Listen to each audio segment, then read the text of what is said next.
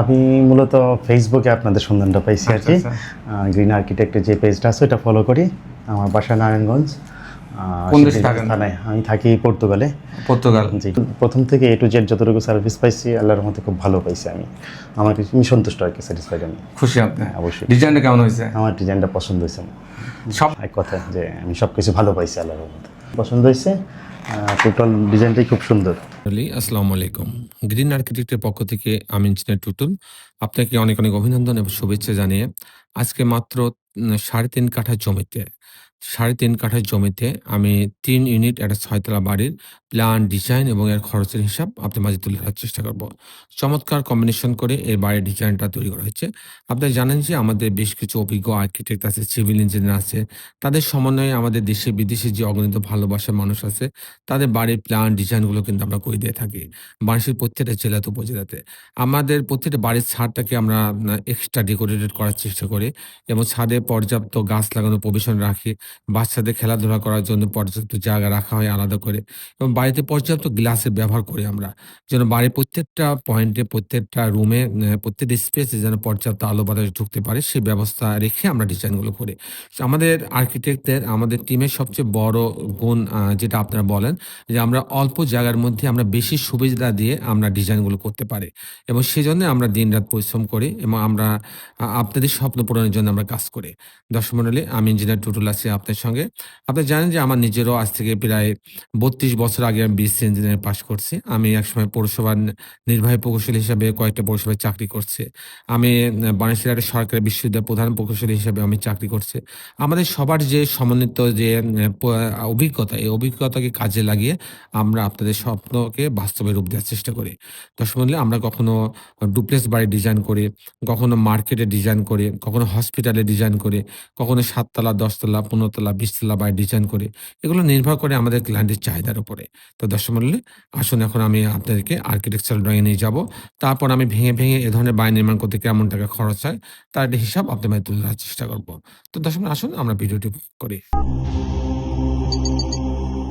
আসলে ড্রয়িংটা এরকম। এটা হচ্ছে টোটাল ল্যান্ডটা। উনার ল্যান্ড প্রায় ৪ কাঠা আছে। আমরা ৩.৫ কাঠার মতো ব্যবহার করছি। তো এটা হচ্ছে রাস্তা। রাস্তার এটা হচ্ছে এন্ট্রান্স। সামনের অংশ পার্কিং জোন রাখা হয়েছে। এখানে গার্ডের জন্য একটা রুম রাখা হয়েছে। গার্ডের শেড আলাদা আছে। আর এখানে একটা ইউনিট রাখা হয়েছে। আপনার ২ টা বেডরুম দিয়ে একটা ইউনিট রাখা হয়েছে। এখানে ইলেকট্রিক্যাল, মেকানিক্যাল রুম রাখা হয়েছে। একটা কমন টয়লেট রাখা হয়েছে। আমি মূলত টিপিক্যাল ফ্লোর প্ল্যানটা আপনাদের মাঝে তুলে ধরার চেষ্টা করব। টিপিক্যাল ফ্লোর প্ল্যানটা এরকম। তারপরে এ ধরনের বাড়ি নির্মাণ করতে কেমন টাকা খরচ হয় সেটা আমি ভেঙে, ভেঙে আপনার মাঝে তুলে ধরার চেষ্টা করব। তো এই পার্কিং জোন দিয়ে সিঁড়ি এবং লিফটের লবিতে আসবে। এটা ৬ তলা বাড়ি, তারপর লিফট রাখা হয়েছে। অনেকে ৪ তলা বাড়িতেও লিফট রাখে। সেক্ষেত্রে এই বাড়িতে অবশ্যই লিফট রাখার প্রয়োজন ছিল। তো রাখা হয়েছে। তো যখন ইউনিট A তে যাবে তখন ৬৩৩ স্কয়ার ফিট পাচ্ছে। এখানে ঢোকার পরে একটা ড্রয়িং রুম পাচ্ছে। অনেক বড় একটা, বেশ বড়সড় খোলামেলা করে ড্রয়িং ডাইনিং করা হয়েছে একসঙ্গে। একটা বেডরুম রাখা হয়েছে, সঙ্গে একটা টয়লেট অ্যাটাচ করা হয়েছে, একটা বারান্দা রাখা আছে। আর এখানে একটা কমন কিচেন রাখা হয়েছে, একটা টয়লেট রাখা আছে। এটা আরেকটা বেডরুম, এর সঙ্গে একটা বারান্দা রাখা আছে। এ হচ্ছে ২ টা বেডরুম, ২ টা বাথরুম, কিচেন, ড্রয়িং ডাইনিং দিয়ে মাত্র ৬৩৩ স্কয়ার ফিটের মধ্যে ইউনিটটা সাজানো হয়েছে। যদি আমি ইউনিট বি তে যাই, এই দরজা দিয়ে ঢুকবে। লিফটের এখানে নেমে এই দরজা দিয়ে ঢুকবে। ঢোকার পরে ৮৪৩ স্কয়ার ফিট পাচ্ছে। ঢোকার পরে একটা ড্রয়িং রুম, আলাদা ড্রয়িং রুম, আলাদা ডাইনিং রুম পাচ্ছে।